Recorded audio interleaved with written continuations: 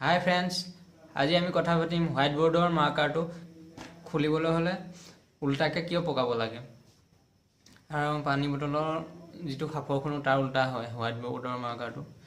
আমি দেখোঁ যে পানী বটলৰ ঘড়ী কাটাৰ দিশত পকালে বন্ধ হৈ যায় আৰু ঘড়ী কাটাৰ বিপৰীত দিশত পকালে খোল খাই যায়। এনেকুৱা সকলোবিলাকৰ গাড়ী নটবিলাকতো এনেকুৱা ঘড়ী কাটাৰ দিশত পকালে বন্ধ হয় আৰু ঘড়ী কাটাৰ বিপৰীত দিশত পকালে খোল খাই যায়। কিন্তু হোৱাইট বৰ্ডৰ মাৰ্কাৰ কাৰেকশ্যন পেনৰ এইটো কাৰেকশ্যন পেনটোৰ সেই ঘড়ী কাটাৰ দিশত পকালে খোলহে খায় আৰু ঘড়ী কাটাৰ বিপৰীত দিশত পকালে চাওক ঘড়ী কাটাৰ দিশত পকাইছোঁ খোল খাই গৈছে আৰু ঘড়ী কাটাৰ বিপৰীত দিশত পকাইছোঁ টান হৈ গৈছে। সেই কিয় বাৰু? অতি সাধাৰণ উত্তৰ ইয়াৰ উত্তৰটো, যিবিলাক বস্তু আমাৰ হাৰ্মফুল সেই হাৰ্মফুল বস্তুবিলাক কোম্পানীয়ে ঘড়ী কাটাৰ দিশত পকালে খোল খোৱা বনাইছে আৰু যিবিলাক হাৰ্মফুল নহয় সেইবিলাক ঘড়ী কাটাৰ দিশত পকালে টাইট হয় আৰু ঘড়ী কাটাৰ বিপৰীত দিশত পকালে বন্ধ খোল খায়।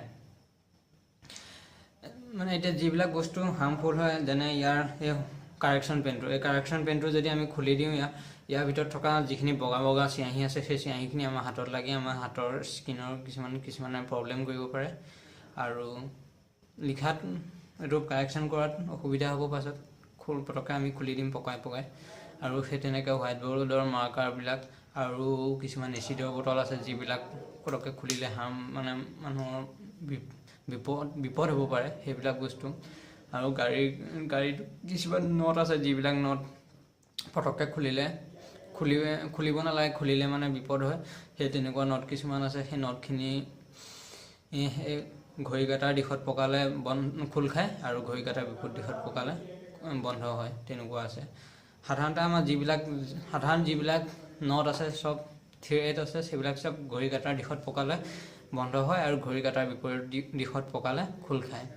আজি মই আপোনালোকক এইটোকে বুজাব চেষ্টা কৰিলোঁ। যদি ভিডিঅ'টো ভাল লাগিলে লাইক কৰিব আৰু শ্বেয়াৰ কৰিব আৰু ছাবস্ক্ৰাইব কৰিবলৈ নাপাহৰিব। থেংক ইউ, বাই।